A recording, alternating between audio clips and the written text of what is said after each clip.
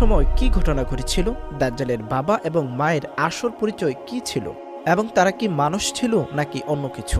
শিশু-অবস্থায় দাজ্জালের এমন কিছু ব্যবহার ছিল যা জানলে আপনি চমকে উঠবেন।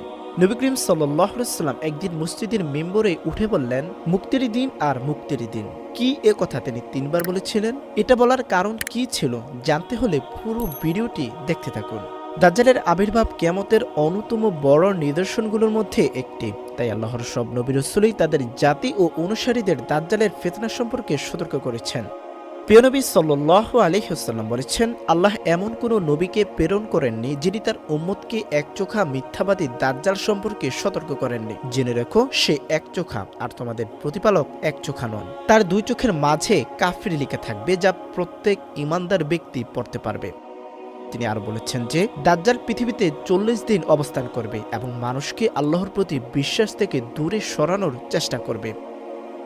এ সম্পর্কে নবী করিম সাল্লাল্লাহু আলাইহি ওয়াসাল্লাম বলেন, এর মধ্যে প্রথম দিন হবে একটি বছরের মতো, দ্বিতীয় দিন হবে একটি মাসের মতো, আর তৃতীয় দিন হবে 1 সপ্তাহের মতো, এবং তার বাকি দিনগুলো স্বাভাবিক দিনের মতোই হবে। দাজ্জালের জন্ম ও তার বাবা মার পরিচয়। মাসিহ দাজ্জাল সম্পর্কে বলা হয়েছে যে তার পিতা ও মাতা 30 বছর ধরে সন্তানহীন ছিলেন। এরপর তাদের একটি একচোখা পুত্র সন্তান জন্ম নেয়। দাজ্জালের পিতা ছিলেন দীর্ঘকায়, কিন্তু শরীরে তেমন মাংস ছিল না, আর তার মা ছিলেন বেশ ভারী, লম্বা হাত ও বড় বক্ষ বিশিষ্ট। এ সন্তান একচোখা অবস্থায় জন্ম নেয় এবং দিনরাত ঘুমিয়ে থাকত। সে ছিল সবচেয়ে ক্ষতিকর এবং সবচেয়ে কম উপকারী। সে খুব সামান্যই দুধ পান করত, যার ফলে তার মায়ের শরীরে অতিরিক্ত দুধ জমে গিয়ে বিষক্রিয়ায় তার মৃত্যু হয়। এরপর তার পিতা ছাগল ও গরুর দুধ খাইয়ে তাকে বড় করতে থাকেন। দাজ্জাল সবসময় ঘুমিয়ে থাকত, এমনকি তার পিতা অনেক সময় ধরে ভাবতেন যে সে হয়তো মারা গেছে। নিশ্চিত হতে তিনি তার বুকের কাছে কান লাগিয়ে হৃৎপিণ্ডের স্পন্দন পরীক্ষা করতেন।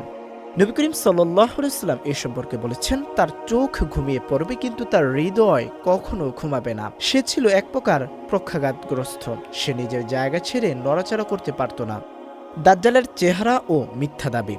নবী করিম সাল্লাল্লাহু আলাইহি ওয়াসাল্লাম দাজ্জালের চেহারা সম্পর্কে বিস্তারিত বর্ণনা দিয়েছেন। আব্দুল্লাহ ইবনে ওমর রাদিয়াল্লাহু তাআলা আনহু থেকে বর্ণিত, একদিন রাসূলুল্লাহ সাল্লাল্লাহু আলাইহি ওয়াসাল্লাম সাহাবাদের মাঝে দাজ্জালের বিষয়ে আলোচনা করে বলেন, মসিহ দাজ্জাল তার ডান চোখে একচোখা হবে, তার চোখ হবে ফোলানো আঙ্গুরের মতো উঁচু। দাজ্জাল মিথ্যাভাবে দাবি করবে যে সেই আল্লাহ। তার দেখানো নানা চমকপ্রদ ঘটনা ও মিথ্যা অলৌকিক কাণ্ড দেখে অনেকে বিভ্রান্ত হয়ে তাকে বিশ্বাস করবে। দাজ্জাল মানুষের ঈমান পরীক্ষা করতে বিভিন্ন ধরনের ফিতনা ও প্রতারণার আশ্রয় নেবে। দাজ্জালের ফিতনা হবে মানব ইতিহাসের সবচেয়ে ভয়ঙ্কর পরীক্ষা, কারণ আল্লাহ তাআলা তাকে এমন সব অতি প্রাকৃত ক্ষমতা দেবেন যা মানুষের চিন্তা শক্তিকে হতবাক করে দেবে। খ্রিস্টানরা মনে করবে যে সেই ঈসা ইবনে মারইয়ম। যখন সে প্রকাশ পাবে, তখন প্রথমে ইরানের আসপাহান নগরী থেকে 70,000 ইহুদি তার অনুসরণ করবে। সে পৃথিবীর এক প্রান্ত থেকে অন্য প্রান্তে বাতাসের গতির মতো দ্রুত ছুটে বেড়াবে, যা দেখে মানুষ আতঙ্কিত হয়ে পড়বে।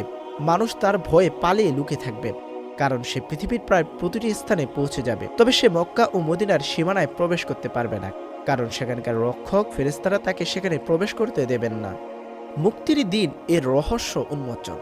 মুহসিন ইবনে আদরা রাদিয়াল্লাহু তাআলা আনহু থেকে বর্ণিত, রাসূলুল্লাহ সাল্লাল্লাহু আলাইহি ওয়াসাল্লাম একদিন খুতবায় বললেন, মুক্তির দিন আর এই মুক্তির দিন। এই কথা তিনি 3 বার বললেন। সাহাবারা জিজ্ঞেস করলেন, হে আল্লাহর রাসূল, মুক্তির দিন কি? তিনি বললেন, দাজ্জাল যখন আসবে তখন সে উহুদ পাহাড়ে উঠে মদিনার দিকে তাকিয়ে তার অনুসারীদের বলবে, তোমরা কি এই সাদা প্রাসাদটি দেখতে পাচ্ছ?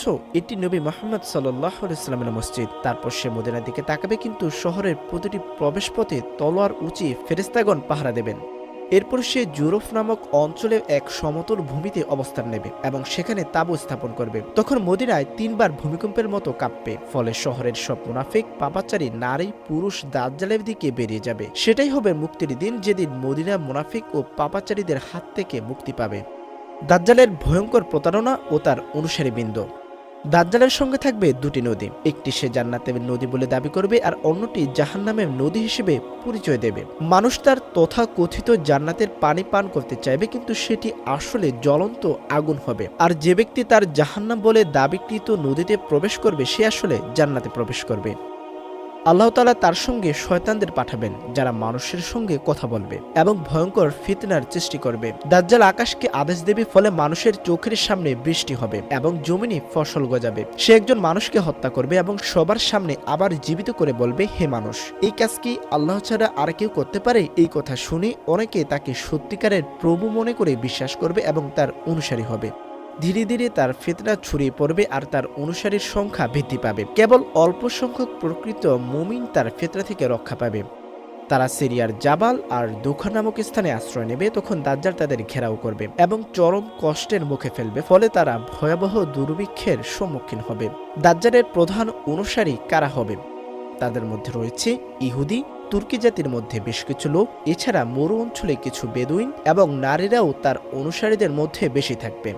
দাজ্জালের চূড়ান্ত পরিণতি এবং ঈসা আলাইহিসসালামের আগমন। রাসূলুল্লাহ সাল্লাল্লাহু আলাইহি ওয়াসাল্লাম বলেছেন, ঠিক 40 দিন শেষে হযরত ঈসা আলাইহিসসালাম পৃথিবীতে অবতরণ করবেন। তিনি হলেন প্রকৃত মসিহ আর দাজ্জাল হলো মিথ্যা মসিহ। আল্লাহ তাআলা হযরত ঈসা আলাইহিস সালামকে আসমানে উঠিয়ে নিয়েছিলেন এবং নির্ধারিত সময়ে তিনি পুনরায় পৃথিবীতে নেমে আসবেন দাজ্জালকে পরাজিত করার জন্য। সহিহ